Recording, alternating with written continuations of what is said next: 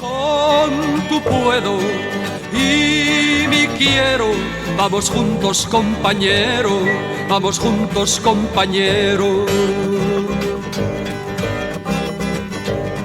Compañero te desvela. Empecéis con alegría el día, porque una de las cosas que comentaba él es que yo tengo tendencia, yo no doy a dar la información edulcorada y me han acostumbrado a ser bastante crudo. Lo que él comentaba de mi despido en la universidad, realmente fue por decir la verdad, porque me presionaron para decir una mentira, ¿no? Tiene que ver con el embalse de Yesa, es un embalse que en aquel momento se iba a entregar, se decía en la Confederación Hidrográfica del Ebro que se iba a entregar en el año 2017, y bueno, pues por diversas causas, vecinos, afectados, me encargaron a la universidad hacer un estudio de esa viabilidad. Me lo adjudicaron a mí, yo lo hice y bueno, pues salió que eso no se iba a entregar en 2017, ni 2018, ni nada. Y que verdaderamente era una bomba de relojería para 5.000 personas que vivían directamente debajo de esa presa que se está moviendo, que se sigue moviendo.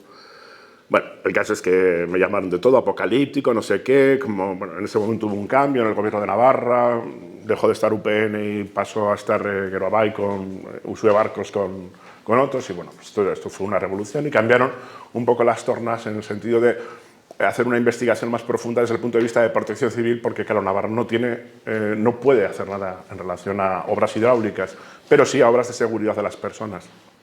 Y bueno, pues hubo varias comisiones en las que yo fui llamado como experto y asesoré a sus señorías, y esto pues a la universidad, era la Universidad del Opus Dei, como sabéis, no le gustaba mucho que yo tratase con los que nos ponían las bombas, que es así como me los definieron alguna vez, ¿no? Ya sabía que me iban a despedir porque, bueno, me dijeron que yo lo que tenía que decir era que, bueno, que yo estaba mal y tal, pero con una inyección de dinero, etcétera y tal, pues que no, pues yo no, porque ni con inyección de dinero ni sin inyección de dinero, eso ahora mismo está roto a 120 metros de profundidad y no es como un jarrón chino, ¿no? Tú no puedes meter el octite a esas profundidades para que eso está moviéndose y seguirá moviéndose para siempre y es un peligro. Hay unas inversiones que se quintuplicaron, llevamos 23 años de obras y hace 9 meses se paralizó la obra porque no saben por dónde seguir. Hace 9 meses quiere decir que estamos hablando del año 2023, cuando se decía que se iba a entregar en 2017. Bueno, a mí nadie me ha pedido perdón ni nada. Bueno, me presentaron a la casta de despido, fuimos al tribunal, gané y me indemnizaron. No me tenían que readmitir porque, claro, la libertad de cátedra en la universidad es sagrada. No te puedo decir nada, pero bueno, en cualquier caso yo no di la información edulcorada a ningún político de ningún partido, ni de derecha, ni de izquierda, ni de arriba, ni de abajo, y a los afectados que me lo pidieron que, por favor, Antonio, dinos si fueras tú la persona que vive ahí, te quedarías o te irías. Y tuve que decirles en una reunión a un montón de gente que siempre hay alguien que no quiere escuchar estas cosas. Le dije, a ver, no va a ir a menos esto, es decir, va a ir a más. Había unas grietas brutales, había casas torcidas. Esto no tiene solución. O sea, tenéis que iros de aquí. No os van a tirar las casas y volver a hacer las buenas. Tenéis que luchar por una buena indemnización y en ello pues, podéis seguir adelante, pero en otro sitio. Aquí, desde luego, no. Y aquello ha desaparecido.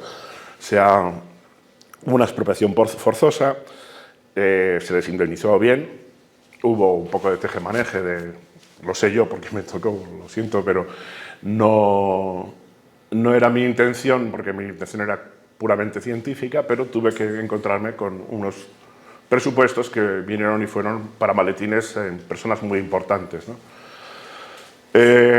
Todo esto pues, me convirtió en una persona peligrosa y nada, pues fuera de esa. Entonces dejé de ser interesante para muchas de las fuerzas políticas, si queréis, pues, siendo, por ejemplo, de la Universidad de Navarra, pues estaba como muy arropado por UPN, PP y tal y cual, ¿no? Y de repente pues me quisieron como, o sea, acoger, ¿no? en otros partidos que estaban en contra de ellos, pero vieron que tampoco, y luego los otros tampoco.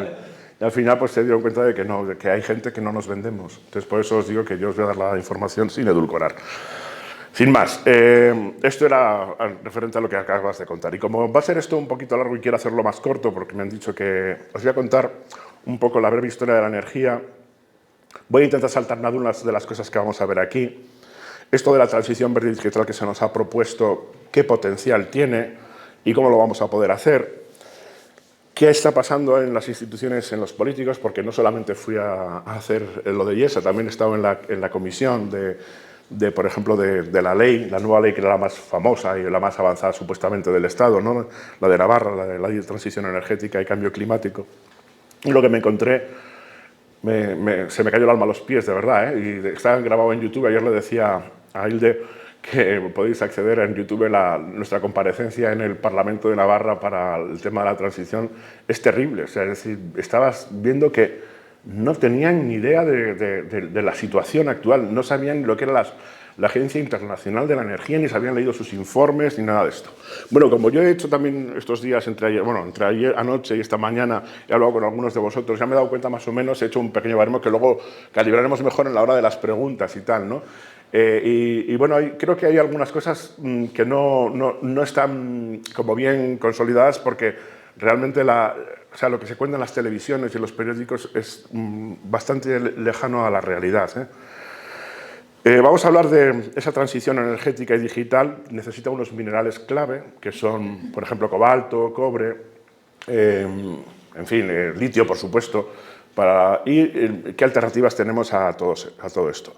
El punto 6 es muy interesante porque es una visión geológico-histórica, es una mezcla de historia y geología en la que igual me salto muchas de las cosas anteriores para llegar aquí porque quiero que este momento se vea bastante mejor, ¿no? Y lo que son las iatrogenias, para el que no sepa lo que es una iatrogenia es como cuando tú vas al médico y le dices que te duele la cabeza y te dice, vale, entonces toma esta pastilla y te da una pastilla que te quita el dolor de cabeza pero te hace una úlcera en el estómago así, ¿no?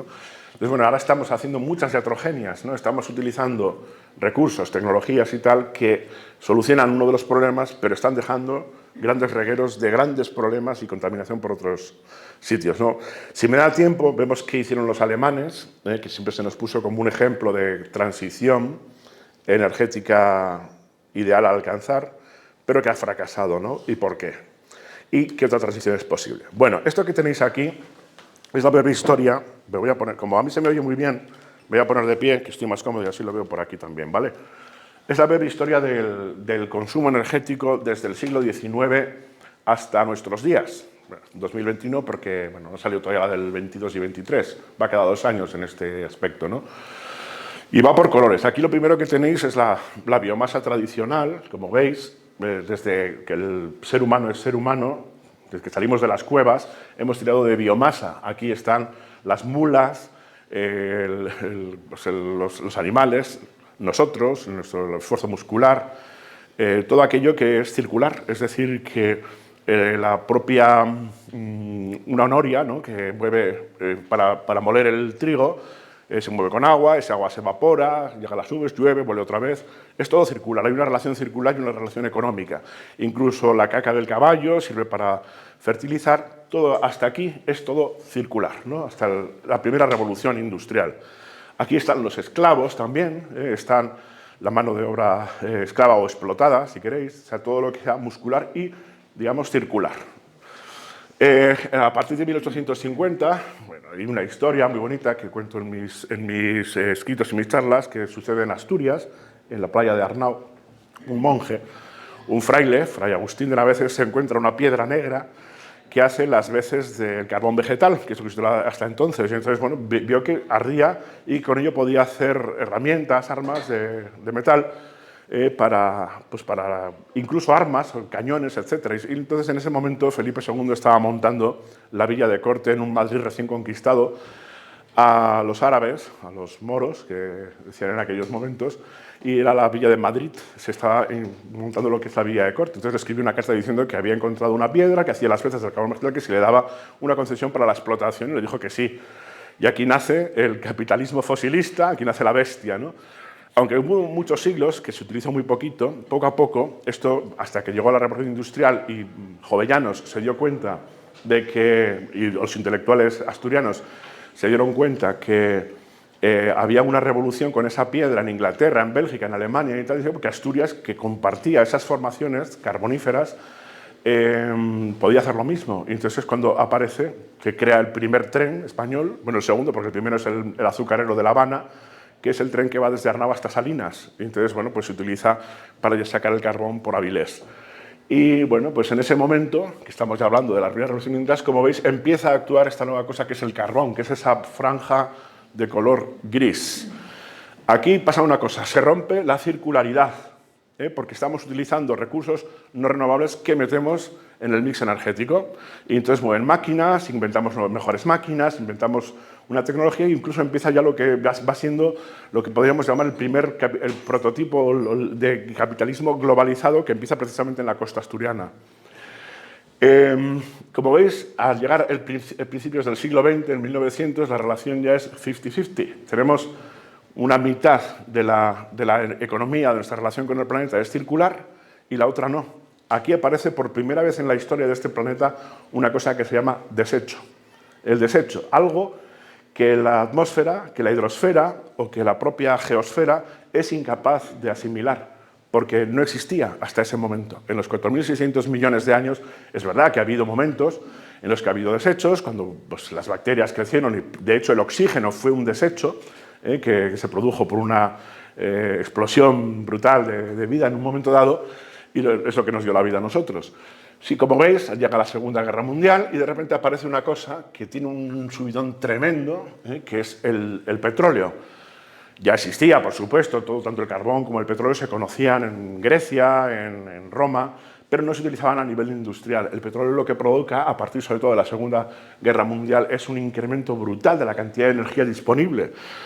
Y lo que hace es, bueno, pues la aceleración, vivimos esos momentos de aceleración económica. Más tarde llega el gas natural, aprendemos a controlarlo, que es la franja morada, y luego ya más tarde viene la nuclear, la solar, los biofuels modernos, y al final ahí tenéis las últimas de arriba del todo son la solar y la fotovoltaica y la eólica, y alguna que otra también pues, de biomasa y de geotermia, etcétera, que se añaden al mix. Bueno, aquí con esto, con esta imagen tenemos una cuestión clara, que el subidón es brutal a partir del siglo XX y que esto debería seguir subiendo para mantener una civilización termoindustrial como la que todos nosotros hemos conocido y en la que nos hemos criado. Y que las nuevas renovables, las modernas tecnologías de captación de energía renovable no han venido a sustituir nada, se han añadido al mix. ¿De acuerdo? Esa es la primera lección que vemos en este gráfico. Pero claro, esto tiene una cuestión. Ninguna desapareció. Cuando entró el petróleo no desapareció el carbón. Cuando entró el carbón no desaparecieron los esclavos. De hecho, hoy en día tenemos más esclavos que nunca en la historia de este planeta. Tenemos aproximadamente unos 30 millones de esclavos, de los cuales 3 millones son niños, que trabajan sobre todo en el sector textil y muchos de ellos en las minas de cobalto que suministran los materiales para nuestros dispositivos digitales. Bien, tasa de retorno energético. Si os fijáis, en esta rebanada que he hecho aquí, que va del año 72 a 2022, son 50 años que tenemos para ver qué es lo que ha pasado. En el año 72 se publica una obra muy conocida que es Los límites del crecimiento, en el que una serie de autores del Club de Roma, que se lo pide, y del Instituto Tecnológico de Massachusetts, entre los que lo lidera una mujer que se llama Donella Meadows, y su marido está en el grupo también, Dennis L. Meadows. Donella Meadows nos dejó en el año 2001 por un cáncer, pero bueno, se ha seguido la evolución de sus pronósticos y lo van clavando. Luego veremos alguna... Bueno, pues lo que tenemos hasta el año 2022 es que en este tiempo, esta franja, que es el petróleo que hemos conocido todos, que dio ese acelerón para el crecimiento de grandes universidades, centros tecnológicos, hospitales, en lo que hemos llamado la sociedad del bienestar en Occidente, a costa de sacarlo de otros territorios, pues llegó a un pico, que es más o menos en el año 2006, que está aquí, y a partir de ahí dejó de caer. Pero bueno, como somos muy eficientes, muy inteligentes, nos abrimos al mar y empezamos a sacar lo que como el petróleo del Mar del Norte, el Brent, que es esa cosa más blanca que tenéis ahí más clarita. Como veis, también llega a un declive, y ya posteriormente, viendo que la cosa bajaba mucho, lo que hemos tenido es que ir metiendo nuevos inventos, ¿no? Nuevos inventos que requieren ya mucha más energía para, por ejemplo, ir a sacar petróleos en aguas profundas, mezclar arenas bituminosas de Canadá o petróleos pesados del Orinoco con lo ligero del fracking que se saca en Estados Unidos, o sea, hacer ya filigranas, gases licuados, o sea, hay un montón de líquidos y tal que realmente no son este petróleo de aquí que ya está en decadencia, ¿no? Pero a mí lo que me interesa es que veáis la franja amarilla de arriba del todo, que es la cantidad de energía que hay que utilizar para sacarlo de abajo. Si os fijáis, en el año 72, cuando se escriben los límites del crecimiento, con la energía de un barril sacábamos 100, prácticamente. Es decir, 99 se podían derivar directamente a la creación de hospitales, escuelas, universidades, centros tecnológicos, museos como el Guggenheim. Todo, bueno, pues era viva la pepa, ¿no? Tenemos energía de sobra. Más tarde, pues eso va creciendo y llega un momento en que estamos pues, aproximadamente utilizando un 15, un 20% de la energía que utilizamos todos solamente para procurarnos energía.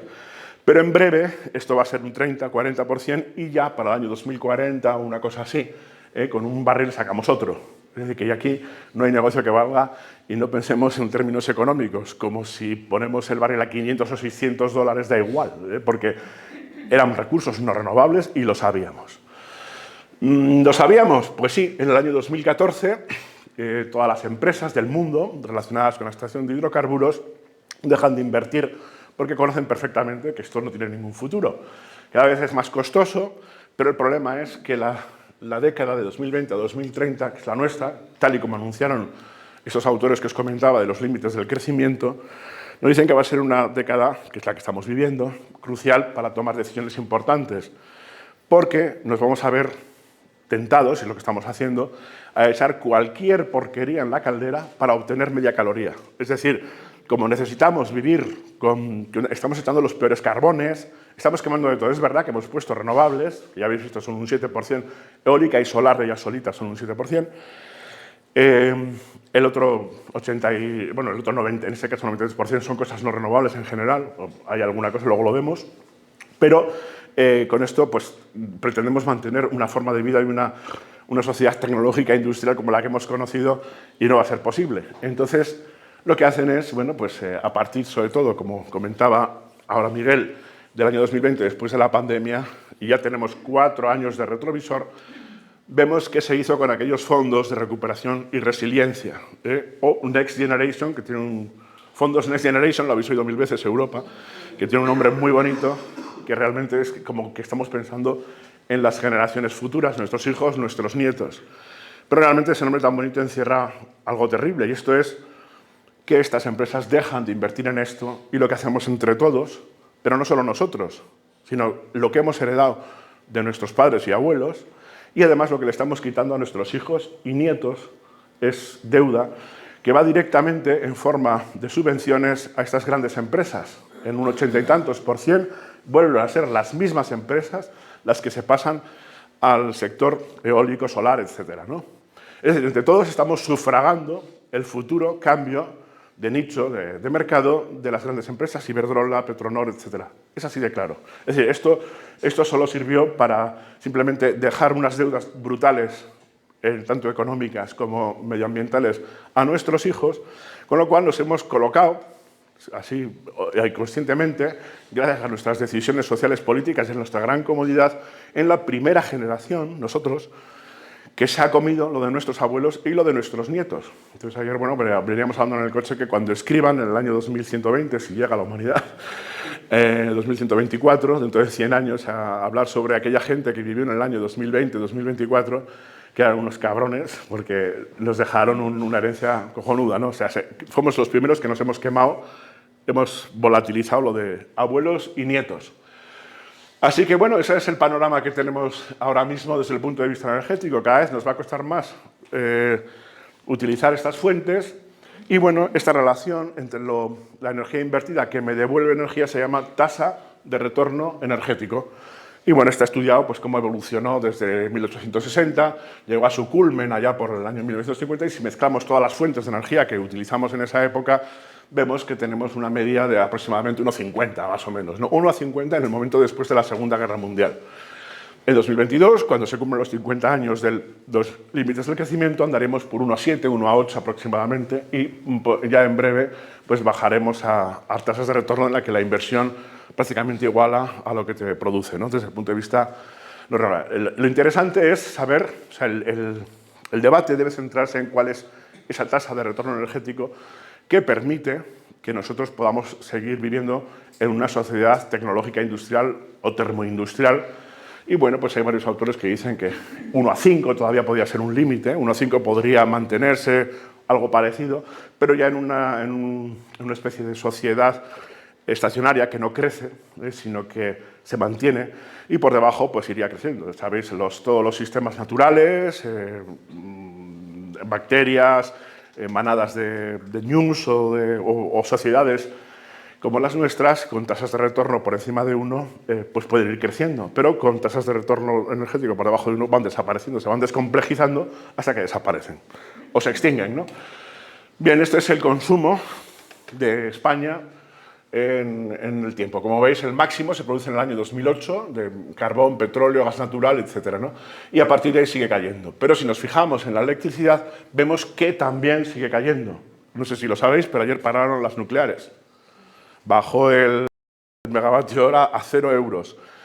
Había tal cantidad de agua almacenada en Galicia, Asturias y en muchas partes de Castilla y León que tenemos una gran entrada de hidroeléctrica, teníamos mucho viento, una gran entrada de eólica y además hacía sol, con lo cual tuvimos fotovoltaica. Ayer se puso a cero, es decir, nadie ganó dinero y esto es un problema. Hoy está toda la prensa del sector pues alucinada, porque lo que hicieron las 3 nucleares, Ascó, Cofrentes y Vandellós, sí, fue cerrar, es decir, han parado y porque no pueden, necesitan mínimo, creo que son 60, 70 euros el megavatio hora para ser rentable, pero claro, a 0,59, que ahora mismo está a 0,59, pues es que no ganan ni las eólicas, nadie gana, ¿no? Entonces, claro, tenemos un problema. Hasta ahora el mix energético español había sido el máximo en el año 2008 y había tirado sobre todo el gas natural. Hoy, pues no, el gas natural es muy caro y como no entra, porque tenemos para compensarlo la hidroeléctrica, tened en cuenta que la nuclear es fija. O sea, tú tienes que tener todo el tiempo en lo mismo, oferta y demanda, siempre igualado. O sea, si pasa como ayer, que hubo un mogollón de oferta, pero no había demanda, tienes que parar algo, no puedes llenar porque casca el sistema. O sea, el problema de las renovables, o el problema no, lo bueno que tienen las renovables es que son intermitentes. Si hace sol, pues tienes energía renovable, y si hace viento también, pero si no tienes ni sol ni viento, tienes que tirar de gas o de hidroeléctrica. Si tienes los envases vacíos, como en estos últimos años, pues no puedes tirar de hidroeléctrica, tienes que tirar de gas, y si Putin dice que corta el grifo, o alguien rompe o explota los Nord Stream, pues tenemos un problema en Europa, ¿no? Bien, pues hasta ahora pues el máximo, que había sido en 2008, máximo tanto de consumo energético de todas las fuentes como eléctrico, había sido prácticamente el gas natural, ¿no? Ahí tenéis las otras renovables, etc. Pero esto es interesante ver cómo se reparte esto en el Estado, en España, y se reparte así. En el año 2007-2008 se produce el máximo, que no se ha vuelto a igualar nunca más, porque ahora ya hemos caído a aproximadamente un 15%, y se reparte de esta manera. Hay unas zonas productoras, sobre todo en ese momento quemaban mucho carbón y gas y tal, que están sobre todo en Galicia y en Asturias, también en Extremadura, las centrales de Almaraz, y hay 3 zonas urbanas que son auténticos agujeros negros. Hay uno que es un súper agujero negro, que es Madrid, y los otros son Barcelona, la zona metropolitana de Barcelona, y Bilbao. Es decir, que ahora lo que tenemos es una zona que está produciendo para alimentar pues, 3 bestias, sobre todo una superbestia, ¿no? Que son 7 millones de personas metidos en un territorio así, que es esta comunidad autónoma, ¿no? En el 15% de la población de la península ibérica, habitando en un lugar que no produce absolutamente nada que pueda garantizar la vida. Entonces, claro, tenemos que garantizar constantemente ese flujo de materias primas, energía y tal, porque esto vale para alimentos, vale para todo. Y si le damos la vuelta al calcetín, es para sacar toda la porquería que se produce. Es decir, que todos los días hay que sacar ingentes cantidades y toneladas de basura de las ciudades y garantizar esta corriente y que no pare, porque si no, pues tenemos un problema. Es decir, esto se pudo conseguir gracias a los combustibles fósiles. Sin combustibles fósiles, olvidaros de este planteamiento. Es decir, nunca hubiese sido posible aglutinar al 15% de la población de Iberia en una zona muy pequeña, y menos cuando no tienen nada, ningún recurso para tirar. Bueno, a ver, el cenit del petróleo fue en el año 2005, como os había dicho antes, 2005-2006, el petróleo crudo convencional. Era el 33% de la energía primaria, el pico fue del total más o menos, del crudo total, el máximo fue en 2005, y de todos esos líquidos de colores que hemos visto fue en el año 2018 y ya nos ha vuelto a superar, ¿no? El cenit del carbón aproximadamente fue en 2019, lo que pasa es que volvió a subir en 2022, posiblemente este año, gracias a las grandes inversiones que están haciendo China e India de quemar carbón y Alemania, por la falta de otros recursos, pues va a suponer también que igual 2023, 2024 superen a 2019, ¿no? El gas está al caer, es decir, posiblemente sea antes de 2025. El uranio ya fue en el año 2016, pero era el 4,4% de la energía nada más. Así que entre 2018 y 2020 tenemos el pico de la energía no renovable que representaba el 89% de la energía que consumimos. El resto, lo que queda, de ese 11% restante, son otras cosas y con eso, entre las que están un 7%, que son la eólica y la fotovoltaica, con eso deberíamos mantener, si queremos, seguir exactamente igual. Una de las cosas que me ha llamado mucho la atención, porque a mí Miguel no me contó nada de cuando venía, dónde venía, ni qué era esto, porque yo vengo, me ha sido muy grato muchas de las cosas que he visto por aquí, nada más llegar, lo primero que hice fue, mientras estaba esperando las llaves, mirar aquellos libros. Yo vengo del mundo del terciario franciscano, entonces he visto muchos avisos de no tirar, reutilizar, o sea, todas estas cosas que me parecen alucinantes porque no es lo normal. Es decir, lo normal es, todos habéis oído hablar que 1/3 de la comida se tira, que 1/3 de no sé qué se tira, que todo esto acaba en un basurero, y esto es real, es decir, eso son estudios hechos por grandes centros de investigación, universidades, y es verdad que aproximadamente 1/3 ahora acaba en las escombreras, tirado por ahí en basureros, ¿no? Pero tenéis que pensar que entonces 1/3 de la infraestructura también. Es decir, se hacen embalses para hacer regadíos con hormigón, con camiones, etcétera, con carreteras de acceso y tal, ¿no? Se mueven esas mercancías hasta los centros de distribución, donde se refinan, se limpian, se envuelven, lo que sea, para que vayan a un supermercado, más transporte. 1/3 de todo eso que estoy contando va a la atmósfera. 1/3 de la obra hidráulica, 1/3 del transporte, 1/3 del refinado, 1/3 del congelado, 1/3 de todo lo que estoy contando hasta que llega, incluso cuando ya al final está unos días en el congelador o meses en el congelador y acaba en el basurero, 1/3 de toda esa energía se ha perdido. O sea que no solo es el tercio del alimento lo que tiramos, pero es que lo peor de todo es que los estudios dicen que a partir, sobre todo del año 2005, 2006, que fue el pico del petróleo, nuestros hijos han llegado a tasas del 50%, de tirar la mitad, cuando hay países que realmente no tienen nada. Esto es totalmente insostenible en un planeta que quiera llamarse, si queréis, civilizado o razonable, ¿no? ¿La energía será 100% renovable? Por supuesto. El futuro es renovable, eso no lo duda nadie. Ese 100% no va a ser la misma cantidad que ahora, eso también lo tenemos que tener claro. No vamos a llegar a esas tasas de consumo energético que nos procuró ese regalo a coste cero que se llamaba energía solar fosilizada, durante muchos años recocida ahí, y de vuelta a coste cero. Es decir, un litro de gasolina, un pequeño litro de gasolina, te mueve una máquina de 1,5 toneladas, es decir, de 15 kilómetros, pues de aquí a 15 kilómetros de aquí, no sé, ahora intentar hacerlo empujando o con una placa fotovoltaica, pues no podéis. Simplemente porque la gran cantidad de energía solar fosilizada metida ahí y que ha salido a coste cero y que nos dio la posibilidad de crear el desecho, y el desecho está por todas partes, incluso en nuestros cuerpos, eso no tiene parangón, es decir, no lo vamos a poder conseguir tienen un potencial máximo, dependen de materiales muy escasos que no están aquí, la mayor parte están en China y otros están en África, y bueno, pues no veréis nunca montar un molino eólico, un aerogenerador con energía eólica, jamás. O sea, las aspas vienen con resinas de petróleo, hay que subir un camión que va con gasoil, hace la cimentación, la grúa lo pone, un helicóptero lo mantiene, es decir, todo el proceso de montaje de las energías con la fotovoltaica es exactamente igual, es decir, todo el proceso minero y todo el proceso de instalación, de mantenimiento y finalmente de retirada y reciclaje, si se hace, todo depende de combustibles fósiles, ¿no? Y luego la dificultad de electrificación, como veis, España y toda Europa y el mundo en general está disminuyendo su consumo de energía eléctrica.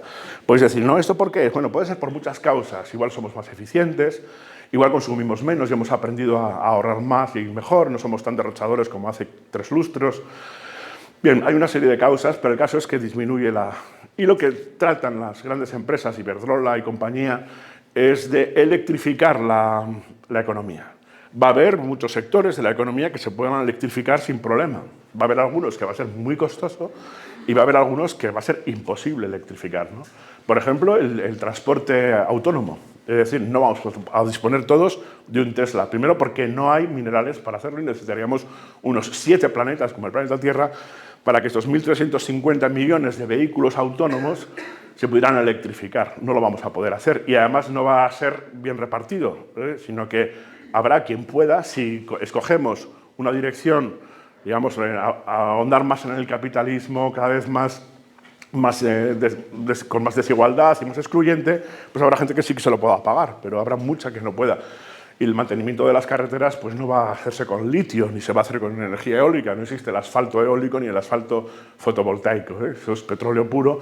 Se puede sustituir por hormigón, pero el hormigón tiene el problema de que ahora mismo supone el 20% del proceso de la construcción, del 20% de las emisiones de gases de efecto invernadero.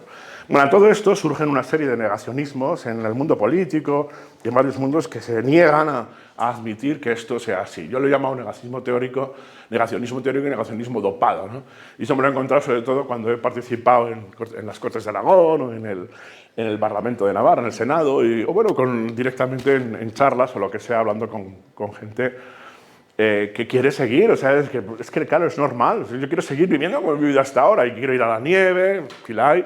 Quiero ir Claro, esas cosas, que es lo que me contestó uno de los políticos del Partido Socialista. Me dice, es que usted está pintando solo por explicar esto que acabo de decir, un panorama cuasi dantesco. Y ahora, ¿cómo le digo yo a la gente que igual no puede ir a la nieve en moto, que tiene que coger el transporte público? Bueno, pues chicos, ¿yo qué quieres que te diga?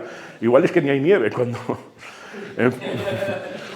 Ahí lo tenéis, era este señor de aquí, estábamos todos con las mascarillas, ahí fue cuando les comenté y tal. Ahí la verdad que me puse un poquito... Está el vídeo, podéis verlo, porque me puse como una madre. De hecho, me acordé de mi madre, mi hermana se partía y dice, es igual que mamá, tío. Y le dije, bueno, pues eso, ustedes deben pensar que en la sociedad civil nos chupamos el dedo, que a nosotros nos llueve el dinero. Así, bueno, en este plan, como una madre, exactamente igual que las cosas que decían las madres, y yo se lo solté a ellos. De hecho, una de las leyes que más me llamó la atención fue en de la ley de transición energética y cambio climático, fue el capítulo 5, que es la de régimen sancionador. Ya sabéis, es el que contamina paga, el que es electrointensivo tendrá que pagar más y tener, pues plantar árboles, ese tipo de cosas que lleva la ley, ¿no? Es una ley muy avanzada en el Estado, según ellos, y bueno, pues estaba muy bien para los años 80 del siglo XX, pero desde luego está súper obsoleta, ¿no? Y bueno, y luego se aprobó y ya está funcionando, no está dando los rendimientos que pensábamos, pero bueno, ahí tenéis la chica esta que está bajo el escudo de Navarra, era de Geroabay, es la versión PNV de Navarra, que yo le dije, oye, te voy a contar una cosa, voy a sacar el tema de las puertas giratorias, lo primero, Me dice, Antonio, por favor, no me revuelvas el gallinero. Porque tengo enfrente el del PSOE, los de UPN y PP, esta chica de UPN que trabajaba en Acciona, y luego ahí al fondo tengo a Izquierda Unida, Podemos y H. Bildu. Y bueno, pues claro, todo esto de aquí tienen en los consejos de administración de las grandes empresas, lo tienen. Entonces yo lo primero que les dije fue, bueno, yo he visto esto del régimen sancionador, pero sí, a mí me gusta mucho hacer amigos para allí por donde paso. Lo primero que he visto es que no pone nada de que aquellas empresas que tengan políticos en sus consejos de administración puedan trabajar con la administración. Y todos así, si veis las caras de los del PSOE, los del PP, y estos tres de allí, los de Bildu y tal, muertos de risa, claro, porque dicen, joder. Luego me decían los de ecologistas en acción y tal, y dicen, joder, macho, eres el único que has tenido huevos de decirle esto a la cara a estos cabrones y tal, ¿no? Y dice, bueno, pues sí, es lo que hay. Realmente es así, es decir, España tiene un problema, tiene el problema que tiene todo el mundo de la caída de los combustibles fósiles y la caída de la tasa de retorno energético global. Y tenemos el problema de que tenemos corrompido completamente el sistema energético. Ahí está, justo acababa de entrar en este momento Fátima Báñez en Iberdrola, que debe saber mucho de electricidad. Acababa de entrar Pepiño Blanco en Endesa. Acababa de entrar José Montilla, el expresidente de Cataluña, en Endesa también.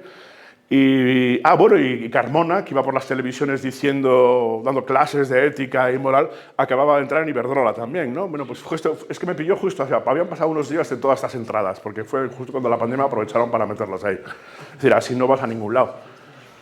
Es decir, ¿qué transición energética vas a hacer si lo que tienes es que vas a penalizar las comunidades energéticas siempre y cuando, claro, tú no vas a poder chupar de ello, ¿no? Porque, claro, hay que mantener a Felipe González, a Aznar, a Cebes, incluso a Zaplana, o sea, a todos, ¿no? Y luego el negacionismo teórico es interesante porque venía aquí, bueno, se les puso un ejemplo, ¿no?, de que es verdad que el sector minero se involucró, porque realmente toda la transición digital, toda la transición energética está basada en el mineral, en tener minerales. Y bueno, pues suponiendo que en el año 2025 un equipo informático habitual como el que utilizamos nosotros para poder hacer esa transición hacia la inteligencia artificial y que domine todo y no se escape nada, ni un kilovatio, porque todo está controlado digitalmente y seamos muy, muy eficientes, se haría pues con unas eficiencias de 1000 veces mayores. Pero llegan a la conclusión de que sería tal el despliegue, esto es una paradoja, no sé si habéis oído hablar de la paradoja de Evans o del efecto rebote. Cuando tú optimizas un recurso, lo que haces es que no se consume menos, sino más. Un ejemplo lo tenéis en el regadío español. El regadío español se optimizó y se sustituyó, por ejemplo, el riego por gravedad por el gota a gota. Y entonces, claro, dije, joder, qué pasada, ahora consumo la cuarta parte y tengo la misma cosecha e incluso más, ¿no? ¿Pero qué voy a hacer? Pues aumentar las hectáreas. Era un poco, esto es conocido desde el siglo XIX con el carbón. Cada vez que eran más eficientes las máquinas, se dice, joder, pues si con una máquina consumo 1 tonelada de carbón y ahora me consume la mitad, bueno, voy a comprar 4 máquinas. Y al final se disparaba todo el consumo. Está pasando con el universo digital y está pasando con, ya os digo, por ejemplo, los viajes low cost, fue otro ejemplo. Se optimizaron los aviones, eran mucho menos consumidores. Yo, por ejemplo, no entro en esta irlandesa, ¿cómo se llama? La que opera en Santander, Ryanair yo no entro, o sea, yo tengo que ir así, pero claro, es verdad, va lleno y claro, se optimiza y consume menos. ¿Qué pasó? Pues que se multiplicó los aeropuertos y tal, y todo el mundo volaba sin parar. Es decir, perdón, ¿sí? No, digo que eso, que al final cuando tú haces más óptimo y optimizas el consumo de un recurso, no haces que se consuma menos, sino más. Simplemente porque lo multiplicas. Pasa, por ejemplo, con esto también, el consumo de energía, la gente piensa que esto consume poco, pero esto consume una barbaridad. Yo cada vez que os estoy mandando una foto o un vídeo, pero el vídeo es una pasada, y si ya es un vídeo en alta resolución, estamos quemando en Almaraz un montón de moléculas de plutonio para que el otro reciba esta información. Es decir, que cuanto más optimizas un recurso, más democrático, si queréis, se hace, y en un contexto de crecimiento continuo se multiplica el consumo. Si fuese estacionario, no pasaría esto, pero como no es, bueno, al final, esta gente del sector minero llegó a la conclusión de que en el año 2050 podríamos estar consumiendo toda la energía que se consumió en el año 2010 solamente en el universo digital, y que si la cosa avanza más y más y más, si todos los equipos informáticos e inteligentes llegasen a una optimización brutal, de tal forma que mover un electrón no costase ninguna energía, es decir, el principio de Landau, porque no existe, pero solo teóricamente, en la física teórica, si pasara esto, pues en el año 2070 consumiríamos toda la energía que se consumió desde 2010 hasta 2070, es decir, el planeta estaría frito. Es decir, si pudiéramos hacerlo, pero menos mal que no podemos. De todas formas, claro, todo el mundo se frotaba las manos porque aquí había un negocio brutal, ¿no?, en la transición digital. El problema que tenemos es que el diésel, que es la sangre que mueve el transporte, que mueve las ambulancias, los coches, el papel higiénico que nos llega todos los días, la basura que se tira todos los días, la agricultura, o sea, todo está hecho con diésel en nuestra sociedad ya. Es decir, todo funciona con diésel. Los grandes movimientos económicos, los grandes sectores económicos funcionan todos con diésel. Pero el diésel tiene este problema, que lleva en caída importante desde el año 2018, más o menos. Pero es que tuvo una pequeña subida en 2021, pero ha pegado un bajón brutal y veremos a ver en los próximos años. Hemos perdido un 15% del diésel, ¿no? Bueno, el problema en España es que tenemos pues, toda esta gente metida, como os decía, en el sector energético, y esto es un problema muy gordo que no sabemos resolver, que sí se podría resolver, por ejemplo, pues haciendo una empresa de energía pública, pero siempre votan en contra estos. De todos los que están ahí, claro. Aquí están todos, el PNV, PSOE, PP, o sea, no falta nadie, los partidos catalanes. Bueno, esto permitió que la población española, a principio del siglo XX, pues de cada 3 personas que vivían en ciudades, había 7 en el campo. Esas 7 personas producían alimentos y tal para alimentar a los, yo ya los llamo urbaletos, porque me molesta mucho cuando la gente habla de paletos. Este es un paleto. Entonces, como esa palabra me fastidia muchísimo y me chirría mogollón, yo me inventé la de urbaleto. El urbaleto es un subnormal, si queréis, porque lo siento mucho, que vive en ciudad, que se cree que es un señorito y realmente es un pringao, y que depende precisamente de esta edad. Pero es que a finales, sobre todo en los años 60-70, esto se lanzó y todos los años un 1% de la población, lo que hoy llamamos España vaciada, se fue a vivir a las grandes ciudades. De tal forma que ahora mismo aproximadamente 1,5 personas mantienen a 8,5 que viven en ciudades. Vamos a poner 2 a 8 en el año 2020. Esto solo pudo ser posible gracias a los combustibles fósiles, que son los que suministran los fertilizantes, los pesticidas y todos los venenos que hemos echado en el campo, que a ver cómo los recuperamos ahora, porque esto se va a dar la vuelta, sí o sí. Es decir, no queda más remedio. De hecho, ya os quiero contar, yo he vivido la mitad del año en Asturias, la cantidad de gente de Madrid y de otros sitios de la península ibérica que está comprando casas en Asturias. No os podéis imaginar. Por una cuestión climática, muchos de ellos dicen, pero también, sobre todo, por una cuestión de que es que aquí no se puede vivir ya, ¿no? Bueno, el crecimiento es el santo y seña de todos los partidos políticos, de izquierda, de derecha. Si no crecemos, pues tenemos un problema. Se hablaban de tasas en los años 90 del 12% de crecimiento, eso significaría multiplicar por mogollón, pero bueno, ahora ya admitimos un 2,7, un 3%. Eso quiere decir que tendríamos que multiplicar por 20 toda la actividad económica cada 100 años. Es decir, en el año 2124 viviríamos en una España de unos 800 millones de habitantes, con una capital, Madrid, con unos 70 millones de habitantes, con aproximadamente unos 20 aeropuertos como Barajas, y bueno, habría que dar de comer a toda esa gente y tal y cual. Me explico, o sea, si le metemos tasas de crecimiento del 3% en 100 años, multiplicamos por 20 todo. El crecimiento, como se pretende, ¿no?, en el capitalismo, si no lo cumples es un fracaso, y si lo cumples, ya Rajoy ya con el 2,7 se sacaba pecho en el Congreso. El caso es que va a ser muy difícil mantener todas las infraestructuras y multiplicarlo todo por 20. No solamente los desechos también se multiplicarían por 20, tendríamos que, un año 2124, creciendo a un 2,7, 3%, habría que multiplicar todo por 20. Habría que tener dispositivos, minas, todo por 20. Y al final tendríamos un mundo que el crecimiento económico infinito no solo es absoluto, sino que es imposible. Es decir, no podemos crecer indefinidamente. Entonces, aquí aparece el problema del decrecimiento o los crecimientos mágicos, como este que vais a ver. La economía crece en relación al consumo de energía, y si hay consumo de energía, como el 89% es fósil, pues se trata de emisiones de CO2, con lo cual, si crece la economía, crecen las emisiones de CO2. Y cuando las tasas de retorno energético van disminuyendo, nos pasa como Alicia en el país... No, eso, ante el espejo. La reina roja, ¿os acordáis? Que corre cada vez más rápido para estar siempre en el mismo sitio.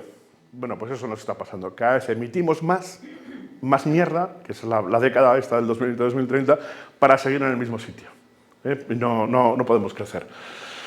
Ahí se ve perfectamente como en azul tenemos el PIB mundial y las emisiones de CO2 mundiales van ligadas. Incluso, bueno, pues sí que nos volvimos un pelín más eficientes ahí a partir de 2015, pero bueno. Y esto es lo de la Comunidad Económica Europea. Esto dio pie a pensar que si las emisiones en rojo, que veis cómo disminuyen aumentando en azul el PIB de la Comunidad Europea, dio pie a pensar que dice, bueno, pues podemos desacoplar la economía del consumo de recursos. Es decir, podemos, digamos, hacer una especie de economía inmaterial, ¿no?, sin meter la deuda ni nada. Esto dio lugar a que, bueno, ya teníamos una solución mágica. Si veis aquí la propuesta que hizo Cañete cuando fue comisario de Medio Ambiente de la Comunidad Europea, era que a partir precisamente del año 2020-2022 las emisiones de CO2 caerían de esa manera tan brutal y el PIB seguiría aumentando al 2%. Esto es magia borras, claro. Esta es, bueno, pues había encontrado la fórmula mágica para luchar contra el cambio climático y contra el declive energético. Era simplemente que íbamos a crecer sin soporte material. Así. Bueno, esto es una pena que tuvo consecuencias, porque esa escuela se difundió por muchos sitios y llegó a mi comunidad autónoma. Y aquí tenemos a Miquel Irujo, que en ese momento era el consejero, que dice que el crecimiento económico estará disociado del uso de recursos. O sea que parece que es un fin el crecimiento económico en sí. Da igual si se puede o no, pero hay que crecer económicamente. Como sea, nos inventamos sin recursos o lo que sea, o deuda, no da igual. O se lo cargamos a las generaciones futuras, pero crecemos. Sí o sí. Bueno, pues resulta que la propia OTAN hizo un estudio, llegó a la conclusión de que no, de que es muy difícil hacerlo con renovables. La Agencia Europea de Medio Ambiente llega a que tampoco.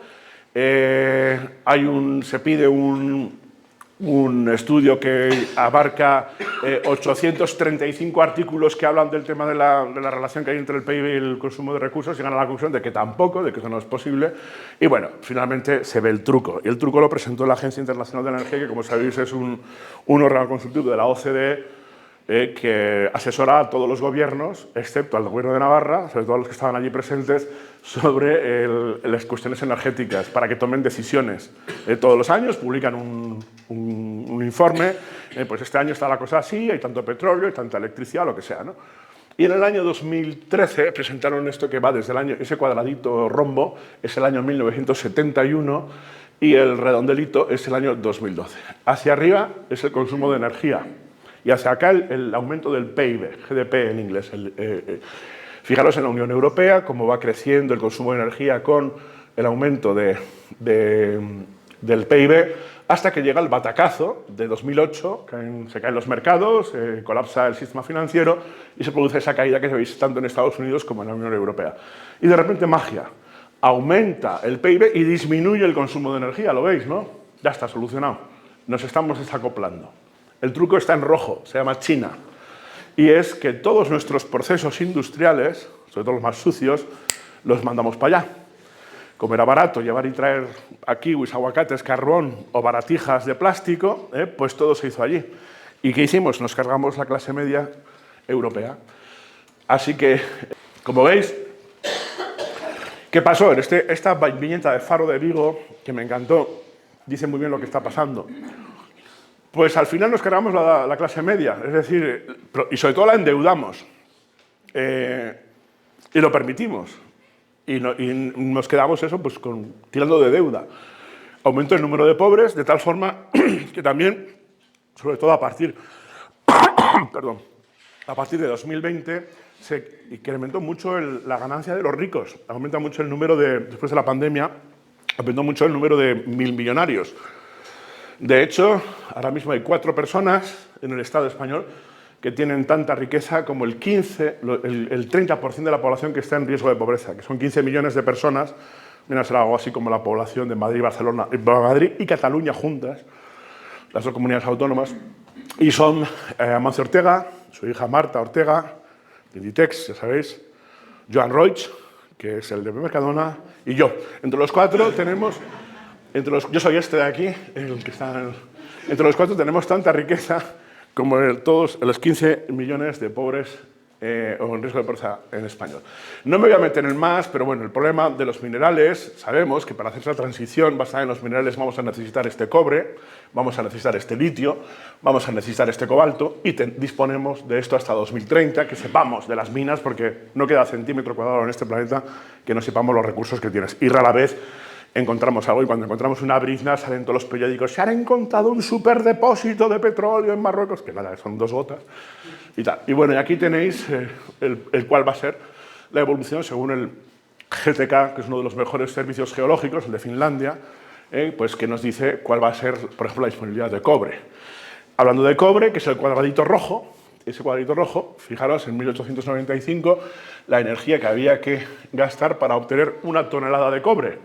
Con el tiempo esto se fue haciendo más costoso hasta que hoy tenemos que triturar cordilleras para tener 1 tonelada de cobre, porque también son no renovables. Esto pasa con todos los minerales, porque son menas no minerales, de tal forma que en el caso del cobre, por ejemplo, tenemos que un 3%, 2%, 2,5%, hasta el 1%, prácticamente el gasto de energía es el mismo, pero a partir de un 0,5% se dispara.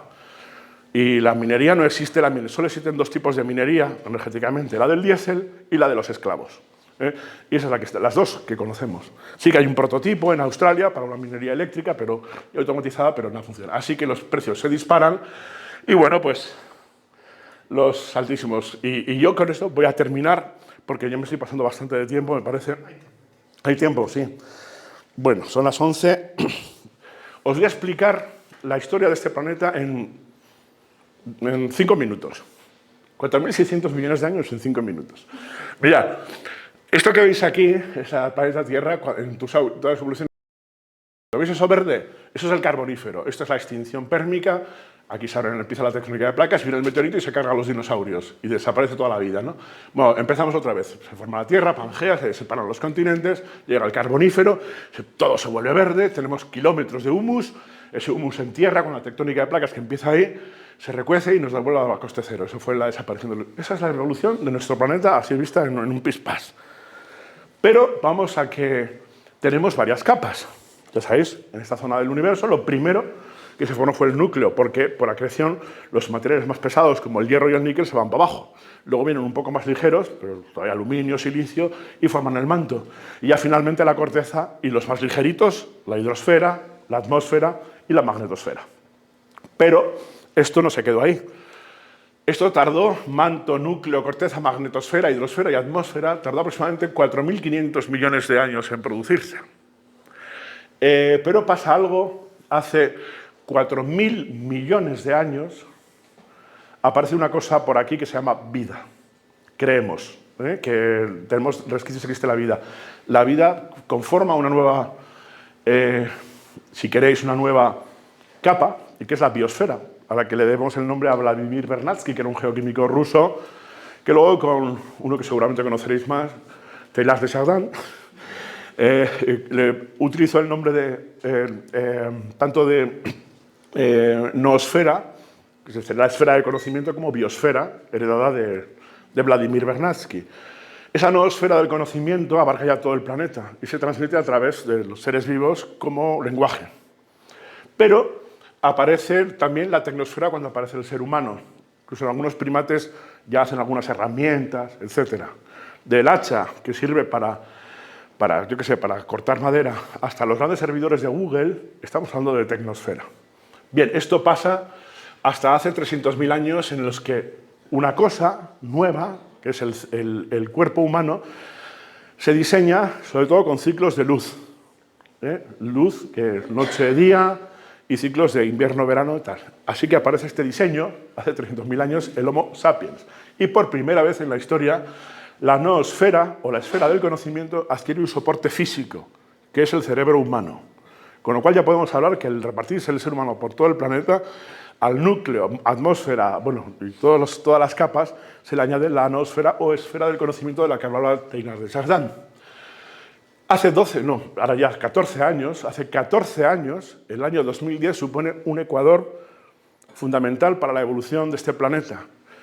Y es que en el año 2010, más de la mitad de la población humana del mundo empieza a vivir en ciudades. Hoy ya somos el 54%. No se conocía ese momento. Esto es una nueva experiencia para la vida en el planeta. Pero es que hace 4 años, aquí pone 2 porque esto se ha hecho en el 2022, hace 4 años pasamos otro ecuador fundamental en la historia de este planeta. Y es que por primera vez en la historia de los 4.600 millones de años, la biomasa es igualada por las cosas hechas por el ser humano, entre las que destaca el hormigón armado y sus componentes en un 80%. En el año 2020, el peso de todas las bacterias, todas las vacas, todas las plantas, todas las algas, todos los árboles, todos los cuerpos, es igualado por el peso del hormigón, el cristal, el asfalto, es decir, está en la balanza exactamente igual.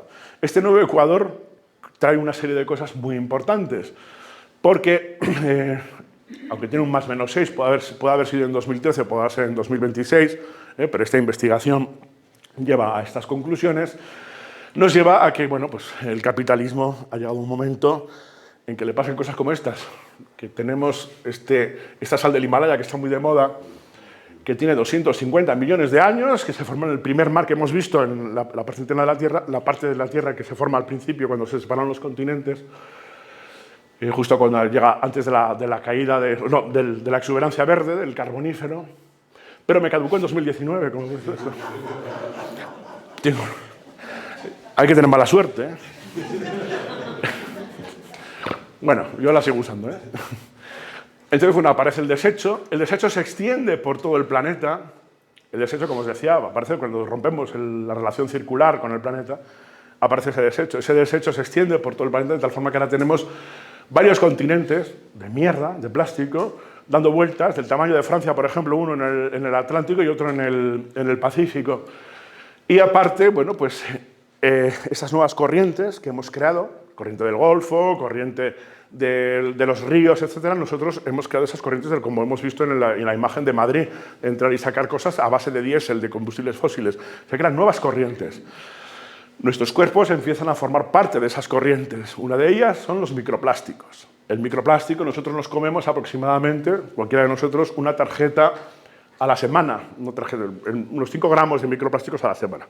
Eso viene a equivaler que cada uno de nosotros en Occidente nos comemos unas 3 muñecas Barbie al año, en plástico, en los alimentos, en el medio ambiente, en todo lo que tenemos. Eso trae unas repercusiones importantes porque ya se han encontrado en la caca en los niños, también los hemos encontrado en la sangre, en los pulmones, etc. Hay microplásticos ya por todas partes. Pero bueno, no pasa nada porque con la economía circular y Ecoembes lo vamos a solucionar. De tal forma que, bueno, todos estos desechos de las cosas que nos sobran, las tiramos ahí, las llevamos a África, por ejemplo, a sitios como Costa de Marfil, donde tenemos una incidencia de cáncer y de leucemia infantil de hasta el 50%, porque estos chavales lo que se dedican es a coger esos residuos, quemarlos. Sí. Vale, pues en 5 minutos termino. Pero bueno, lo vamos a automatizar todo, que vamos a ser muy eficientes y con la automatización de todos los procesos industriales y la inteligencia artificial lo vamos a solucionar. Bueno, tenemos un problema también de reciclaje. Como veis, esa excavadora ni es eólica ni es solar, pues funciona con lo que funciona y fue la que produjo eso. Como no sabemos qué hacer con los micro... Sí que hemos hecho alguna pasarela. En Tecnalia, en Bilbao, se está intentando hacer algún hormigón de mala calidad y tal, costoso, pero bueno, en cualquier caso... Son aspas de molinos. Son aspas de molinos, sí. Sí. Las aspas de los molinos. Las enterramos porque es que sueltan microplásticos y no sabemos qué hacer con ellas. No son reciclables al 100%, no es rentable además, ¿vale? Lo que estamos haciendo es enterrarlas. Pero es que ahora viene, pues, la vida útil de un molino de esos es de 25 años, 20-25 años. Bueno, aquí tenéis los límites del crecimiento, aquí tenéis la población, el año 2025. En el año 2004 se hizo un repaso y se vio que la producción industrial, que es lo importante, la que tenéis en verde, según las previsiones del año 1972, caerían a partir pues eso, del año 2015, una cosa así. En la revisión que se hizo en el año 2004, suponiendo que había el doble de recursos, como veis, los recursos aquí son el doble que aquí, recursos empiezan ahí a la mitad, se agotarían prácticamente, pero aquí los recursos se agotan exactamente igual y el problema gordo del parón del crecimiento económico, que es lo que veis en color verde, el crecimiento económico, se produciría, en este caso, por la falta de recursos, pero en este caso por la contaminación. Es decir, que llega el nivel de enfermedad del planeta y de nuestros cuerpos que se produce es terrible decirlo, pero es así, se produce una parada del crecimiento económico. Bien, esto tiene una revisión que se hizo el año pasado, en noviembre del año 2023 se hizo una nueva revisión y se ve que es precisamente ahora, aquí está en rojo, en la producción industrial, el crecimiento máximo se produce pues posiblemente este año ya. Y a partir de aquí pues viene una caída bastante acentuada. Ahí tenéis la población, la polución, etc. Se asemeja más al escenario que se pintó en el año 72 que en el del año 2004. Y ya con esto voy a terminar porque no me da más la vida. Voy a contaros lo de la luz que os decía ayer. El ser humano, hace 300.000 años, empieza a tener un diseño que se hace, como os decía, con ciclos de luz que entran por los bastoncitos y por los conos y por una tercera célula que hay ahí que manda información al cerebro para que produzca todos los ritmos circadianos que van a la insulina, a los riñones, a todos los cuestiones hormonales, ¿no? Con la exuberancia de los combustibles fósiles, pues olvidamos que por la mañana producimos muchos estimulantes para estar activos con luces de color blanco, y por las noches, a las tardes, nuestro cuerpo se diseñó con luces de colores anaranjados, cálidos, ¿no? Que es el fuego lo máximo. Pero a la entrada, hace 50 años, 60 años, con los combustibles fósiles conseguimos mantener días de 24 horas. Es la forma que una cocina de los años 70, con esos fluorescentes azules como los que tenéis ahí donde desayunáis, por la noche es matador. Según la tesis doctoral de María Ángeles Rol de Lama, en hospitales y tal, llegó a la conclusión de que 14 minutos por la noche expuesto a una luz blanca de fluorescente puede provocar la anulación de melatonina, y esa noche duermes fatal. Si duermes fatal, esta es una casa saludable, por ejemplo, a partir de por la tarde, y ese es el espectro de luz que tenemos todos los días. Os voy a preguntar una cosa, ¿qué hora es en ese hospital? Puede ser cualquier hora. Bien, esto produce, lo primero que produce es un desfase hormonal, sobre todo afectando a la insulina y riñones, no es lo máximo. Pero bueno, finalmente acaba siendo problemas de obesidad, de azúcar, tensión y al final, bueno, pues cánceres de tipo hormonal, ¿no? El problema está que los dispositivos, como el cerebro no sabe, le llega la luz blanca y entonces dice, bueno, pues tengo que producir estimulantes, ¿no? En vez de melatonina. Entonces, bueno, muchos de los jóvenes ahora que no ponen el filtro, yo lo pongo, o muchos de los vienen con el filtro naranja, pues si estás por la noche leyendo lo que sea el móvil, mejor con luz naranja, ¿no? Ya vienen automáticos, muchos de ellos, ¿no? Bueno, y eso, no os cuento lo del año 20 porque no me da tiempo, pero que sepáis que la Alemania consiguió todo esto de renovables y un 3,5% de eólica haciendo esto. Cada puntito de Alemania que veis ahí es un polígono eólico. O sea, consiguió tener un 3,5% de eólica haciendo esto. Es decir, y llenaron el país de molinos, que ya no caben ni una más, para conseguir que el 3,5% de la 3,9% ahora de la energía primaria fuese eólica. Pero sobre todo los viejos, los primeros parques, si queréis, eólicos, los están desmantelando. Muchos de ellos porque debajo tienen carbón. Es terrible, pero bueno. ¿Por qué pasa esto? Bueno, yo os lo cuento otro día porque simplemente se trata de una cuestión de que para hacer lo mismo que hace una central de gas habría que multiplicar por 6.000, ¿no? En muchos casos el terreno donde ubicar los parques eólicos, ¿no? Y nada más, ya esto es un cuento muy divertido. Bueno, esto es una de las cosas que hablábamos ayer, Hilde, es una de las cosas que les propuse a sus señorías en el Gobierno de Navarra.